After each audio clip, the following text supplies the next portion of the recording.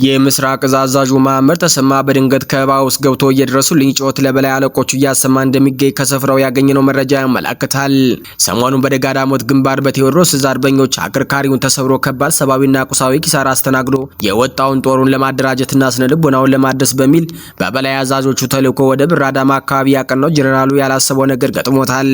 እንደ ወታደራዊ ምንጮች ጥቆማ ከሆነ የምስራቅ እዝ አዛዥ ጀነራል መሐመድ ተሰማ ብር አዳማ እንደደረሰም በሰሞኑ ውጊያ ከወደ ፋኖ የተከፈተውን የማጥቃት መከላከል አልቻላችሁም በሚል ከበላይ አለቆቹ በተሰጠው መመሪያ መሰረት የአማራን ተወላጅ የሆኑ የሰራዊት መስመራዊ አዋጊዎችንና የጦር መሐንዲሶችን መረሸኑ ተነግሯል። ይህም በሰራዊቱ መካከል ከፍተኛ የሆነ አለመተማመን መፍጠሩ ሲነገር በራሱ አጃቢዎች ተመርተው ፋኖዎች በብር አዳማ ጥቃት ማድረሳቸውም ታውቋል። ውጊያው ዛሬም ረፋዱን ሲቀጥል ጀነራሉ በድንገት ከበባው ውስጥ ገብተው የደረሱልኝ ጩኸት ለበላይ አለቆቻቸው እያሰሙ እንደሆነም ተናግረዋል። በደብረ ማርቆስ ከተማ በርካታ የፌዴራል ፖሊስ አባላትን ጭና ስትንቀሳቀስ በነበረች ፓትሮል ላይ የፋኖ ሰርጂካል ኦፕሬሽን ምድብተኞች በፈጸሙት የቦምብ ጥቃት ከተሰበሰቡት የፖሊስ አባላት በተጨማሪ ተሽከርካሪዋ ከጥቅም ውጭ መደረጓ ታውቋል። ይህ በእንዲህ እንዳለ ከሰሞኑ በስፋት የሚናፈሰው የመንገድ መዘጋት ጉዳይ ፋኖ ምላሽ ሰጥቷል። በአማራ ፋኖ ብሔራዊ ንቅናቄ ወሎ ቤት አማራ ቀጠና ምኒልክ ዕዝ 105ኛ ኮር 71ኛ ክፍለ ጦር ስር የሚገኙት አንደኛ መሐመድ ዳውድ ሬጅመንት አርበኞች ትናንት በከለላ ግንባር በታላቅ የጦር ብቃት የጠላትን ኃይል በማፍረክ አንጸባራቂ ድል አስመዝግበዋል። በዚያ ወደ ውጊያ የአየር መቃወሚያውን ከነተተኳሹ ከጥቅም ውጭ መሆኑ ታውቋል። ሰላም ጤና ይስጥልኝ የተከበራችሁ የሚዲያችን አድማጭ ተመልካቾች አብራችሁ ስትቆዩ እነዚህንና ሌሎቹን ዝርዝር መረጃዎች በስፋት ታደምጣላችሁ። ቻናሉን ሰብስክራይብ፣ ላይክ፣ ሼር በማድረግ አብራችሁን ቆዩ። የቴዎድሮስ እዝ አርበኞች በደብረ ማርቆስ ከተማ በፈጸሙት ሰርጂካል ኦፕሬሽን የፌዴራል ፖሊስ አባላትን ጭና ስትንቀሳቀሱ በነበረች ወታደራዊ ፓትሮል ላይ ታርጌት በማድረግ የተሳካ ጥቃት ፈጽመው ድል ተቀዳጅተዋል። ፋኖ በደብረ ማርቆስ ከተማ አጥቢያ ሌሊቱን በፈጸመው የቦምብ ጥቃት የብልጽግና ቡድን ካሬ አጃቢዎችን ደምስሰው ድል የተቀዳጁትም ተብለዋል። ጥቃቱን የፈጸሙት በአማራ ፋኖ ብሔራዊ ንቅናቄ ቴዎድሮስ እዝ 206ኛ ኮር የሰርጂካል ኦፕሬሽን ምድብተኞች ናቸው። የፌዴራል ፖሊስ አጃቢዎችን ጭና ስትንቀሳቀስ በነበረች ፓትሮል ተሽከርካሪ ላይ ትላንት ለዛሬ አጥቢያ ሌሊት በከተማዋ መስከረም ሆቴል አካባቢ ላይ አርበኞቹ በፈጸሙት የቦምብ ጥቃት በአጠቃላይ 9 የአመራር ጠባቂዎች ተደምስሰዋል። በዚህ ኢላማውን በጠበቀ ጥቃት 4 የፌዴራል ፖሊስ አባላት ወዲያውኑ ህይወታቸው ያለፈ ሲሆን ሌሎች 5 ደግሞ ከፍተኛ ጉዳት ደርሶባቸው በሞትና በህይወት መካከል እንደሚገኙ ተረጋግጧል። በብልጽግናው አገዛዝ የጎጃም ቀጠናና ወታደራዊ ኮማንድ ፖስት አስተባባሪ የሆነው ጀነራል መሐመድ ተሰማ በደጋዳሞት ግንባር በፋኖ ብርቱ ጥቃት ተመቶ የተራረፈውንና የፈራረሰውን ያገዛዙ ጦር ለማጽናናት ለመሰብሰብ በትላንትናው ዕለት በብር አዳማ ወታደራዊ ማዕከል መጦ ማደሩ ተሰምቷል። ጀነራል መሐመድ ተሰማ በቦታው እንደደረሰ ከውጊያ የተረፉ የተወሰኑ የአማራ ተወላጅ የሆኑ ያገዛዙ አዋጊ መኮንኖችን ሰራዊቱን ክዳችሁ አስመታችኋል በሚል እንደረሸናቸው የታወቀ ሲሆን በአሁኑ ወቅት ደጋዳሞት ላይ ሌላ አዲስ ወታደራዊ ጥቃት እቅድ እያዘጋጀ ስለመሆኑ ተሰምቷል። በእነ ዳንኤል ክብረት ትእዛዝ ሰጭነት ራሱን ውጊያ መርቶ ደጋዳሞት ገብተ የድል ሪፖርት አድርግ የሚል ጥብቅ ትእዛዝ እንደደረሰውም ተሰምቷል። መሐመድ ተሰማና አዲሱ መሐመድ በቦታው የተገኙት የሰራዊቱ የመዋጋት ሞራል እጅግ በመውረዱ አብረው እያደሩ እንዲያነቃቁ ከሚል ያገዛዙ አቅጣጫ መሆን ቢታወቅም ትላንት ከሰራዊቱ ጋር ባደረጉት ውይይት ግን ከመቶና ከሻምበል መሪዎች እንዲሁም ከተራ አባላት እጅግ ጠንካራ ጥያቄ ተነስቶባቸዋል።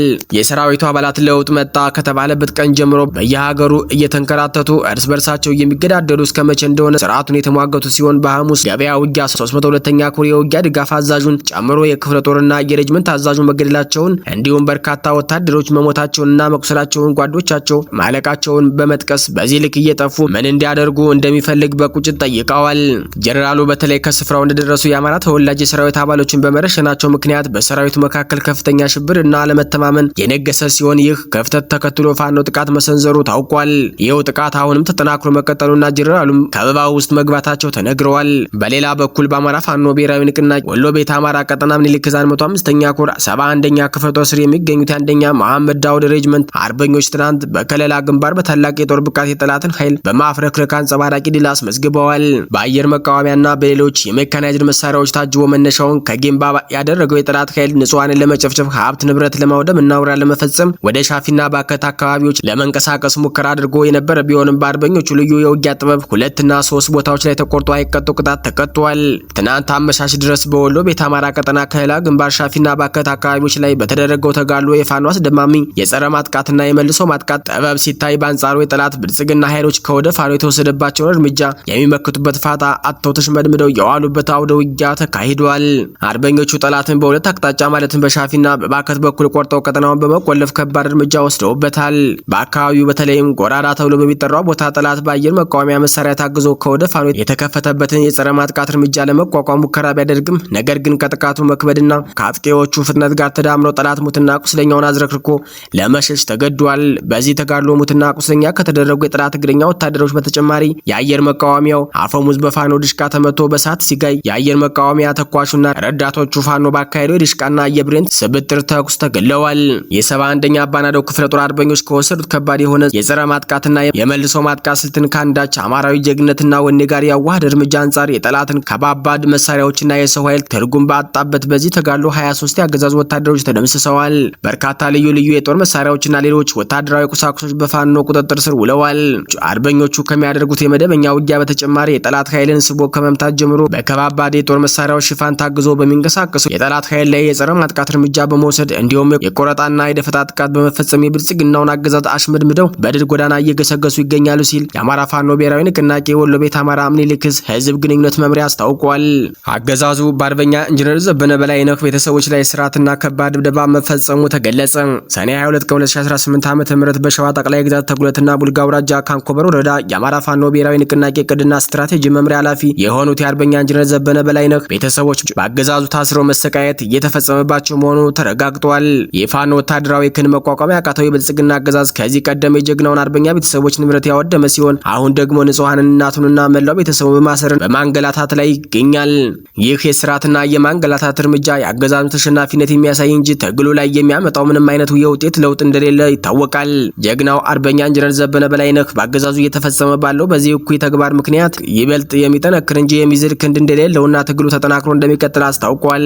በዚህ ግፍና በደል ሰለባ የሆኑትና በአሁኑ ወቅት በቁጥጥር ስር ውለው የሚገኙት የቤተሰቡ አባላት ዝርዝር የሚከተለው ሲሆኑ እናቱ ወይዘሮ ይማልዱ ሸዋን ታምሬ፣ ወንድሞቹ መንዳ በላይነህ፣ ሽመልስ በላይነህ እና አጎቱ አቶ ሙላቱ በቀለ ናቸው።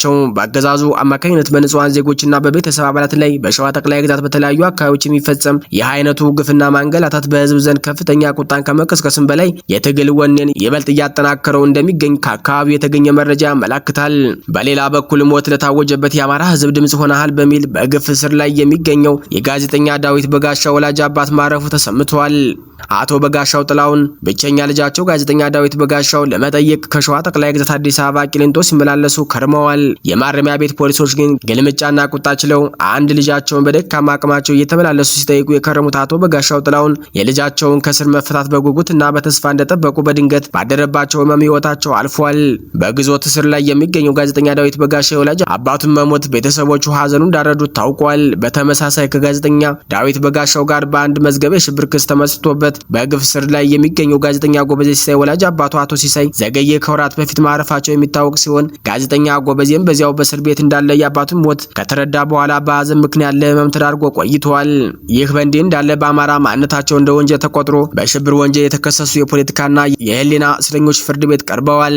በእነ ያሬድ ሰለሞን ዋሌ አስረስ መዝገብ ውስጥ አንድ ያሬድ ሰለሞን ዋሌ አስረስ፣ ሁለት ይፍቱ ስራ አዳሙ፣ ሶስተኛ ጋዜጠኛና መምህር ደስተው አለባቸው መንግስት ሰኔ 19 2018 ዓ.ም ፌዴራል ጠቅላይ ፍርድ ቤት አንደኛ ሰሚ ችሎት የዋስትና ይግባኝ ጠይቀው ችሎት ቀርበው ነበር።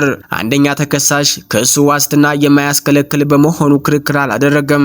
ሁለተኛ ተከሳሽና ሶስተኛ ተከሳሽ የተከሰሱበት የጸረ ሽብር አንቀጽ የህገ መንግስታዊ የዋስትና መብትን የማያስከለክል በመሆኑ በስር ፍርድ ቤቱ በፌዴራል ከፍተኛ ፍርድ ቤት ልደታ ምድብ አንደኛ የህገ መንግስትና የጸረ ሽብር ወንጀል ችሎት ቀርበው የዋስትና ክርክር ከአንድ ወር በፊት ማለትም ሚያዝያ 30 2018 ዓ.ም በግፍ ከ3 ወር በላይ ታፍነው ከቆዩበት ሜክሲኮ ወንጀል ምርመራ ቢሮ ቀርበው ክርክር አድርገው ነበር። አቃቢ ህግ ተከሳሾቹ ላቀረቡት የዋስትና ክርክር እንደተለመደው አንድ ከተከሳሹ በዋስትና ቢለቀቁ ቀጠሯቸውን አክብረው አይገኙም፣ እንዲሁም ተከሳሾቹ በዋስትና ቢለቀቁ ጫካ ሄደው ፋኖን ይቀላቀላሉ ሲል የተቃውሞ አስተያየት ማቅረቡ ታውቋል። ግንቦት 4 2018 ዓ.ም ፍርድ ቤቱ በከሳሽ አቃቢ ህግና በተከሳሾች መካከል ከዋስትና መብት አንጻር የተደረገውን ክርክር መርምሮ የፌዴራል ከፍተኛ ፍርድ ቤት ልደታ ምድብ ችሎት የሚከተለውን ብይን ሰጥቶ ነበር። ተከሳሾች በዋስ ለመውጣት ያቀረቡት የጤና ችግር በተመለከተም እንዲሁም የቤተሰብ አስተዳዳሪ ሁኔታ ሲታይ ይህ ችግር እያለባቸው በክስ የተጠቀሰውን ድርጊት ስለፈጸሙ አሁን እንደ ምክንያት ሊቀርብ አይገባም። በዋስትና ፍርድ ቤቱ ቢለቃቸው በድጋሜ እንዲሁም የመንግስትን ስም በማህበራዊ ሚዲያ ያጠፋሉ፣ እንዲህ አይነት ወንጀል ይስራሉ በማለት ፍርድ ቤቱ የአቃቢ አቃቢ ሕግ ሐሳብን ሙሉ በሙሉ በመቀበል ህገ መንግስታዊ የሆነውን የዋስትና መብት በመከልከል በማረሚያ ቤት ሆናችሁ ተከላከሉ በማለት መወሰኑ ያገኘነው መረጃ ያመላክታል። ይህንን ውሳኔ ተከትሎ በቂሊንጦ ማረሚያ ቤት ውስጥ በግፍ እየማቀቁ የሚገኙት እነኚህ ተከሳሾች ሰኔ 7 2018 ዓ.ም የዋስትና መብት በጽሁፍና በቃል ክርክር ለፌዴራል ጠቅላይ ፍርድ ቤት አንደኛ ሰሚ ችሎት የዋስትና ይግባኝ ጠይቀው ችሎት ቀርበው ነበር። በከሳሽ አቃቢ ሕግና በተከሳሾች መካከል ከዋስትና መብት አንጻር የተደረገውን የጽሁፍና የቃል ክርክር መርምሮ ብይን ለመስጠት ከተደጋጋሚ ቀጠሮ በኋላ ለትላንት ሰኔ 22 ቀን 2018 ዓ.ም ቀጠሮ ሰጥቶ ነበር። የፌዴራል ጠቅላይ ፍርድ ቤት አንደኛ ሰሚ ችሎት የስር ፍርድ ቤት ውሳኔ በማጽናት የዋስትና መብትን በመከላከል ህገ መንግስታዊ መብታቸውን በመንፈግ በማረሚያ ቤቱ ሆነው እንዲከታተሉ ወስኖባቸዋል ሲል የደረሰን መረጃ ያመላክታል። መረጃችን ሲቀጥል ህወሓት በሰሞኑ ጉዳይ ምላሽ የሰጠ ሲሆን በትግራይ ዙሪያ የድሮን ክትትሉ ቀጥሏልም ብለዋል። ህወሓት ወታደራዊ ግዳጅ እየፈጸመ መሆኑንም በግልጽ ክደዋል። ቡድኑ የአውሮፓ ህብረት ያወጣውን ማሳሰቢያ ተከትሎ ባወጣው መግለጫ መሬት ላይ ያሉ እውነታዎችን በመካድ የፌዴራል መንግስቱ ላይ ተጨማሪ ክሶችን አቅርቧል። ህወሓት በኢትዮጵያ የአውሮፓ ህብረት ልዑክ በትግራይ ወቅታዊ ሁኔታ ላይ ያወጣውን መግለጫና የሰነዘረውን ወቀሳ ሙሉ በሙሉ ውድቅ በማድረግ ጠንከር ያለ ይፋዊ ምላሽ ሰጥቷል። የአውሮፓ ህብረት ልዑክ ህወሓት ትይዩ ክልላዊ ምክር ቤት አቋቁሟልና የግዳጅ ውትድርና ምልመላ እያካሄደ ነው በማለት የሰነዘረውን ወቀሳ ያጣጣለው ድርጅቱ ህብረቱ መሬት ላይ ያለውን ነባራዊ እውነታ ወደ ጎን በመተው በተሳሳተ መረጃ ላይ የተመሰረተ መግለጫ አውጥቷል ሲል ተኮንኗል። ህወሓት በትግራይ ውስጥ ትይዩ ክልላዊ ምክር ቤት አቋቁሟል የሚለው ወቀሳ ሙሉ በሙሉ መሰረተ ቢስ ነው ብለዋል። በትግራይ ህዝብ ስም የተቋቋመ ሌላ አዲስ ምክር ቤት እንደሌለ የገለጸው ድርጅቱ ቀደም ሲል በህግ የተመረጠው ብቸኛው የትግራይ ክልላዊ ምክር ቤት ከከተሞች እስከ ገጠር ማህበረሰብ ሰፊ ውይይት ከተደረገበት በኋላ ወደ መደበኛ ስራው መመለሱንና ይህም በታችኛው መዋቅር በኩል ጭምር ተቀባይነት ያገኘ መሆኑን አስታውቀዋል። ድርጅቱ አስገዳጅ ምልመላ እያካሄደ ነው መባሉ ግልጽ ያልሆነና በማስረጃ ያልተደገፈ ክስ ነው ሲል አጣጥሎታል። ይሁን እንጂ በትግራይ ዙሪያ ከፍተኛ የወታደራዊ ኃይል ስምሪት ቀጣይነት ያለው የሰው አልባ አውሮፕላን ድሮን ጥቃቶችና የአየር ላይ ክትትሎች ባሉበት ነባራዊ ሁኔታ የክልሉ ባለስልጣናት ህዝቡን ከዳግም ጭፍጨፋና ከህልውና አደጋ የመጠበቅና ራሱን የመከላከል ሞራላዊ ህጋዊ ኃላፊነት እንዳለባቸው አስገንዝቧል። የተከበራችሁ አድማጭ ተመልካቾቻችን የዕለቱ አበይት ዜናዎች እስካሁኖቹ ነበሩ። በሌላ የዜና ሰዓት እስከምንገናኝ ጤና ይስጥልኝ።